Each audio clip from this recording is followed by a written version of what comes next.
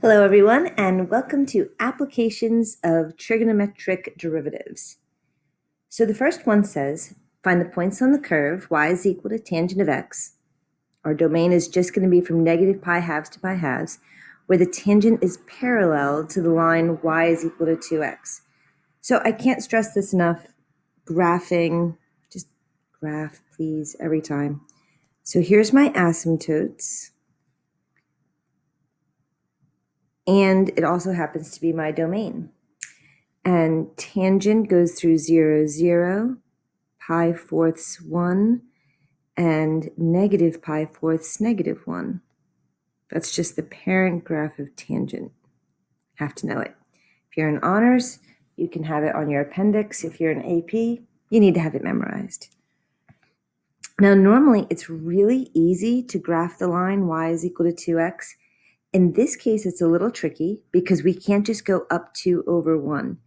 Remember that pi halves is approximately 1.57, half of 3.14, which is pi. So if that distance, this distance right here is 1.57, then I'm going to say 1 is somewhere around there. I don't really know. We're just guessing, but we're trying to make it easy to see. So I'm going to go up 2 and over 1 like that. And then I'm going to go down 2 and over 1 like that. So this line, and through 0, 0, this line looks something like that.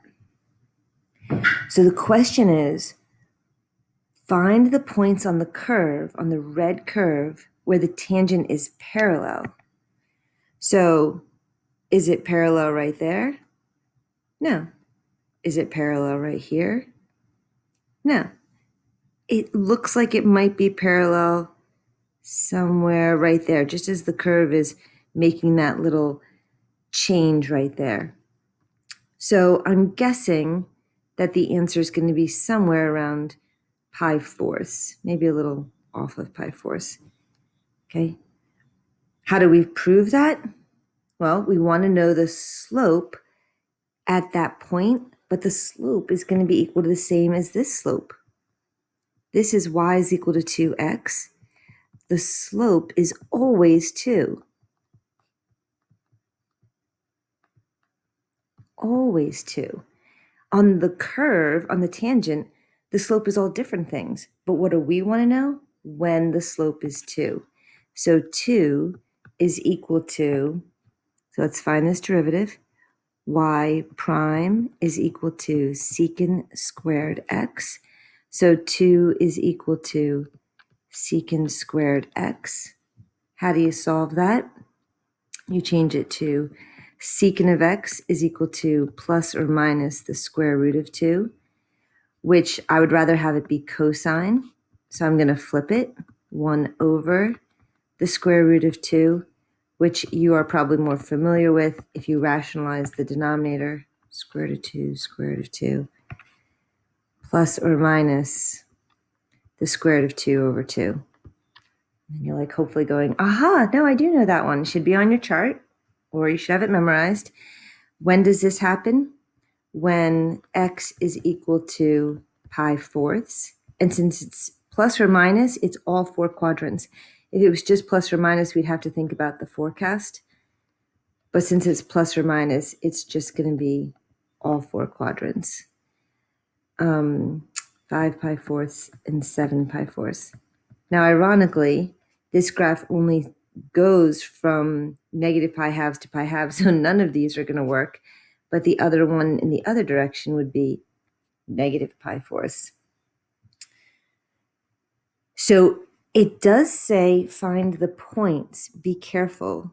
You might want to always box your answer right in the beginning so you don't accidentally box the wrong thing. When it says find the points, you know you're going to be looking for this. So the x value is pi fourths. And what is the y value? Well, tangent of pi fourths is 1. Tangent of negative pi fourths is negative 1. And with the graph, I really have a great confidence that that answer is correct, because that's what I kind of predicted for this one. And this one I didn't draw quite as nicely, but it makes sense that it would be negative pi fourths. Number 2, given s of t is equal to sine of t plus cosine of t, what is the body's velocity and acceleration? So I'm going to say this a bunch, SVA. If you know something's distance formula, you can take the derivative to find its velocity formula, and you can take its derivative to find the acceleration formula. So v of t is going to be the derivative.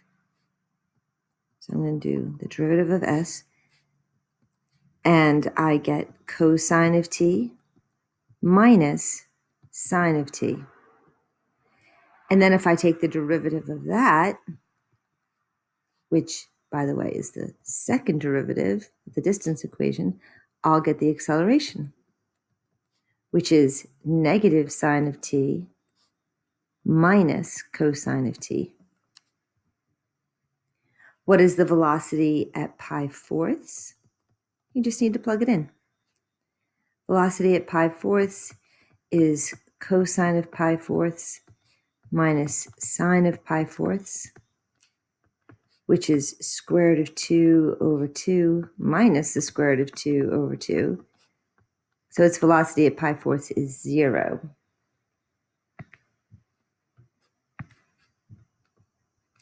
Its acceleration at pi thirds is negative sine of pi thirds minus cosine of pi thirds.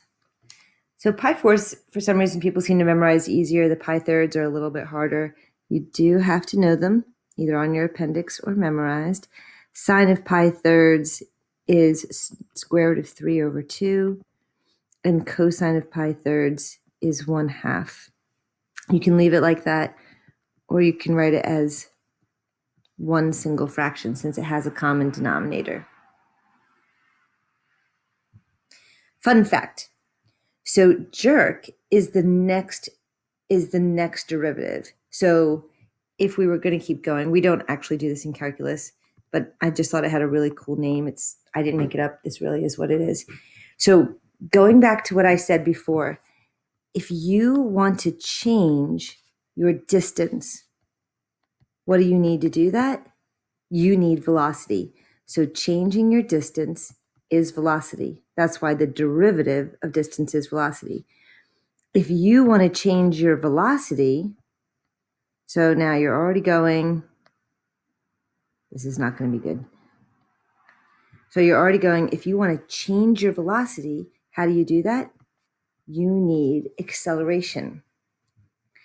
If you want to change your acceleration, that's called jerk.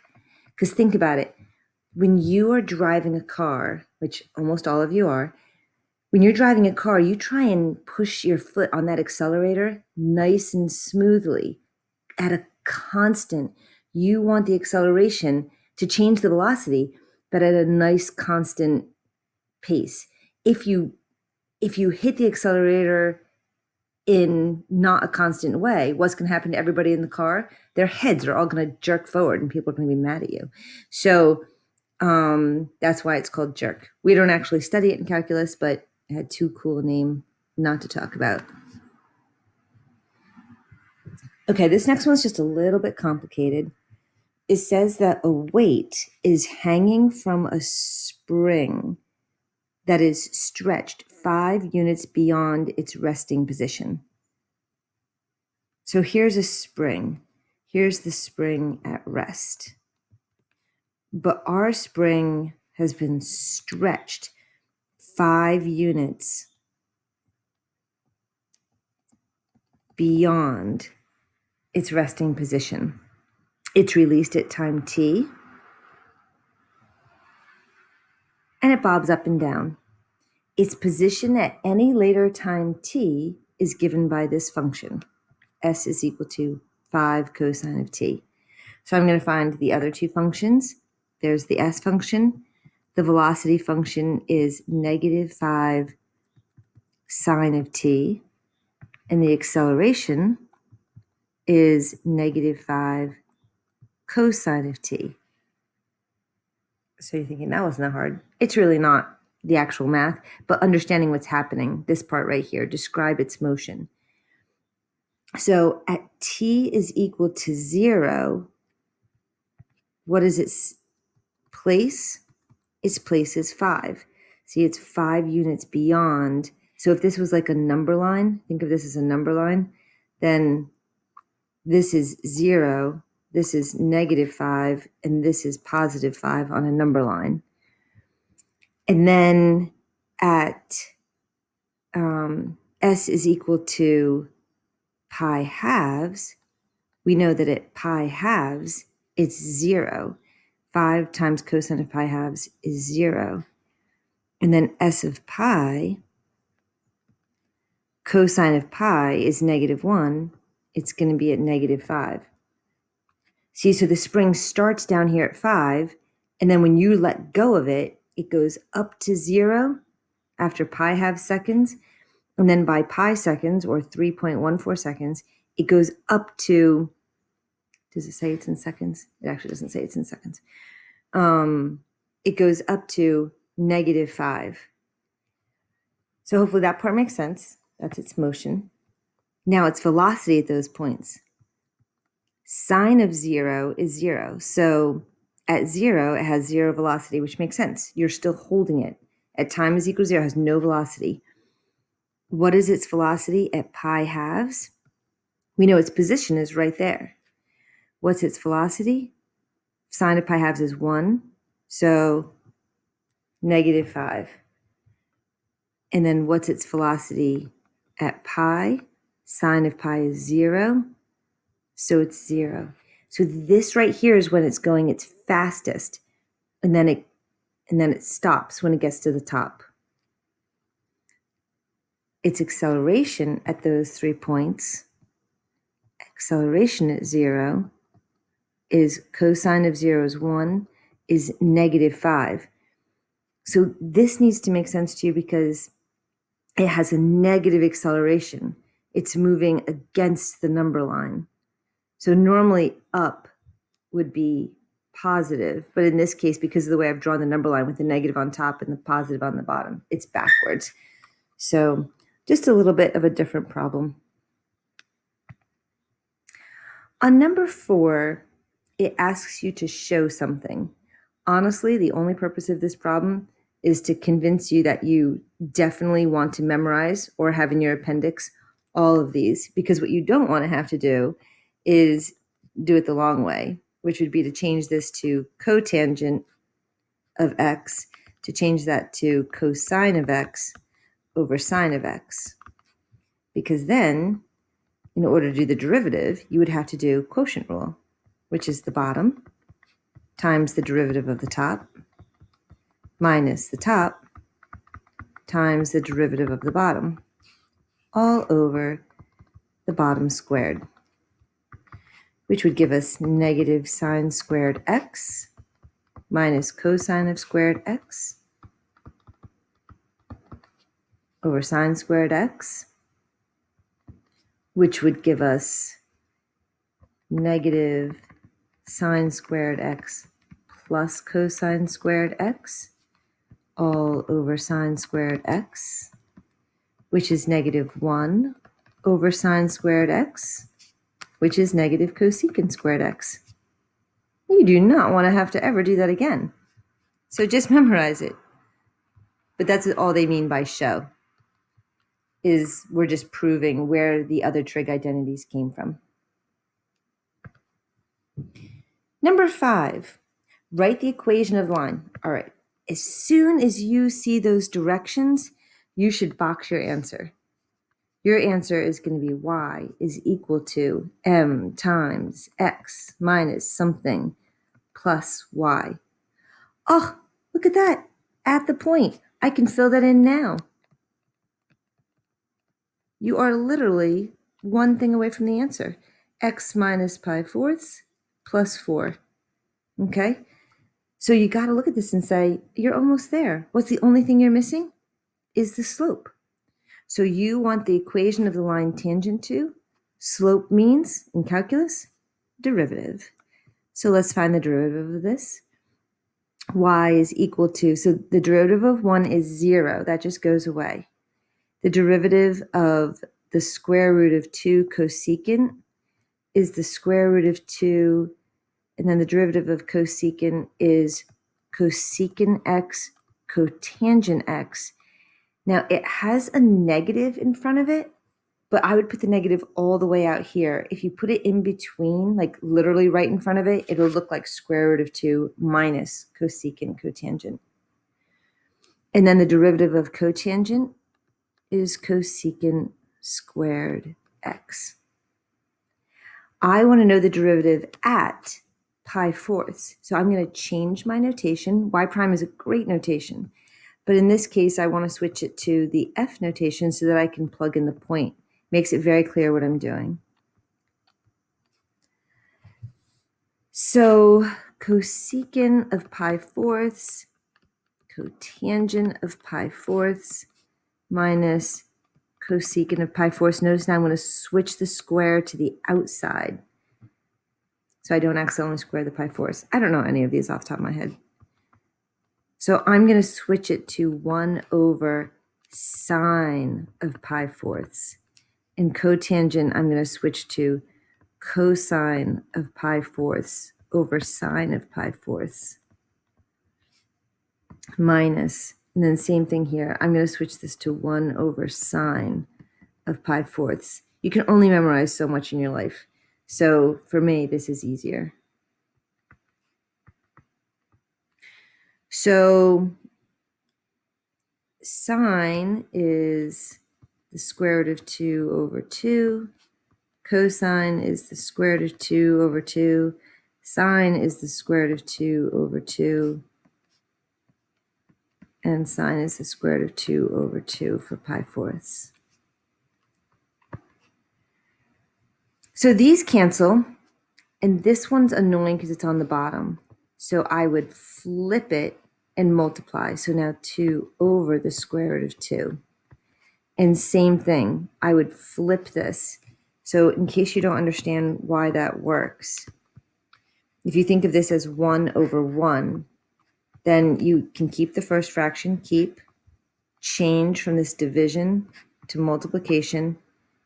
So keep, change, and flip. So this one becomes 2 over the square root of 2 squared.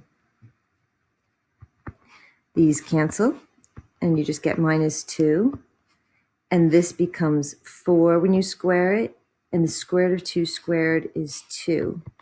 Negative 2 minus 2 is negative 4. Where was the calculus in this problem? The calculus was just knowing that you had to take the derivative and then plug in pi fourths. All these other steps, pre-calc. So I know sometimes I worked you a little bit hard last year in pre-calc, but I really have to tell you it makes all the difference. So if you worked hard last year, you'll see that it's paying off now. This answer is great, but if you're doing a worksheet and that answer is not there, probably all they did was distribute. Minus 4x, when I distribute the 4, I get plus pi plus 4. So don't let a different answer freak you out, okay? If you are in honors, you may want to take your table and actually add these values. Secant of pi fourths is the square root of 2. Cosecant of pi fourths is the square root of 2. And cotangent of pi fourths is 1. If you're an AP, if you want to memorize those, great. They don't come up often enough that you can't just do it a little bit of the long way, but if you've got a great ability to memorize things, these were the 3 that we used in this. Find any horizontal tangents for this curve. Now, this is the same equation in case you've already forgotten it. So we actually can go back and look at the derivative that we've already found. So right here, we found this derivative already. Let's see if I can memorize that and get to the next page. Y prime is equal to negative square root of 2 cosecant of x cotangent of x minus cosecant squared x. Let me just check that. Square root of 2. Yeah. Okay. So that was the derivative. So a horizontal tangent always means where the derivative is equal to 0. Because this is a horizontal tangent. You've got some kind of curve, and somewhere the tangent is perfectly horizontal. At that moment, the slope, which is y prime, is equal to 0. So in other words, the calculus was just knowing that you're going to take this equation and set it equal to 0. It's still a hard problem, but now it's a hard problem because of trigonometry. The calculus is done. So what do we do when we set it equal to 0? Set equal to 0 and factor. I'm going to take out the negative and the cosecant. That gives me negative cosecant of x times square root of 2 cotangent of x minus cosecant of x. I can solve those separately. 0 is equal to, I'm going to switch them to negative 1 over sine of x. And this one, 0 is equal to square root of 2 cosine of x over sine of x minus 1 over sine of x. I can't do these with cotangents and cosecants. So I clear the fraction. And I get 0 is equal to negative 1, which is false. So there could be a solution to this equation, but it's not coming from this factor. Cosecant of x is never equal to 0. And if you remember its graph, here's the graph of sine. The graph of cosecant actually looks like this. It's never equal to 0. It's never even anything less than 1. And it's always greater than negative, and less than negative 1. All right, same thing on this one. I'm going to multiply through by sine. That gives me 0 is equal to, I'm going to do the sine twice, once there and once there. When I do it here, it cancels, and I get square root of 2 cosine of x. And when I do it here, I get minus 1. It doesn't look so bad anymore, does it? I add 1 to both sides. I divide by the square root of 2. And it might start paying to have memorized that the square root of 2 over 2 is the same, unrationalized, as this. You might want to have that in your head so you don't always have to rationalize. But this is the square root of 2 over 2 is equal to cosine of x. So when does that happen? 2 places. Remember your forecast? So cosine is equal to the square root of 2 over 2 at pi fourths, and also in quadrant 4, which will be 7 pi fourths. The question said, find any horizontal tangents. So for this derivative, am I missing a negative? Oh, I am. I apologize.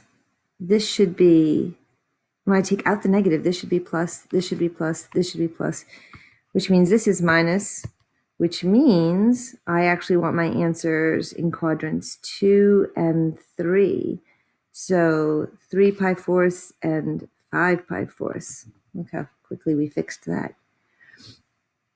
Okay, so now the question is, what are the y values? The horizontal tangent is a point. So whatever this graph looks like, I want to know the point where it has a horizontal tangent. And that's just the x-coordinate.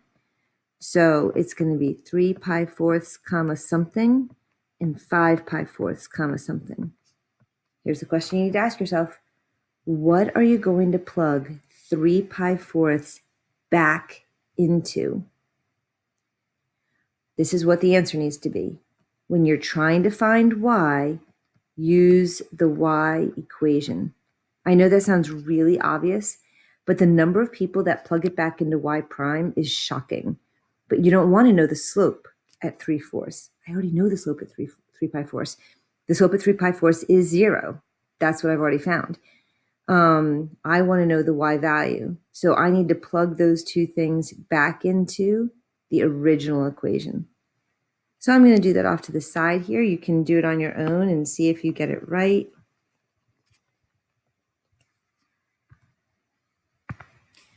So f of 3/4 is 1 plus square root of 2 cosecant of 3/4 plus cotangent of 3/4. Again, this is probably not something that you know how to do right off the top of your head. So I would switch it to 1 over sine of 3/4 plus cosine of 3/4 over sine of 3/4.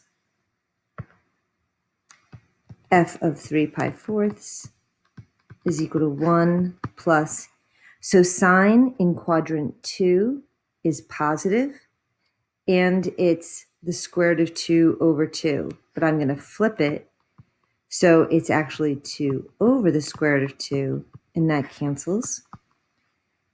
And cosine of 3/4 is negative in that quadrant, and sine of 3/4 is positive in that quadrant. So this becomes -1. And my final answer for f of 3/4 is 2. Whew, it was long, right? Now you know why on the AP exam they give you 15 minutes for each question, because they're long.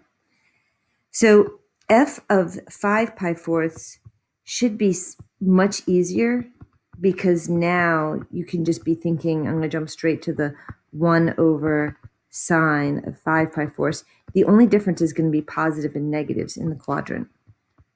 Cosine of 5/4 over sine of 5/4. So sine of 5/4 is negative in quadrant 3. So it's negative, and I'm going to flip it, square root of 2 over 2. No, sorry, that's not flipped. I'm going to flip it, -2 over the square root of 2. And then cosine is negative in quadrant 3, and sine is negative in quadrant 3. So that gives me 1 minus 2 plus 1, which gives me 0. Whew. And those are the two answers.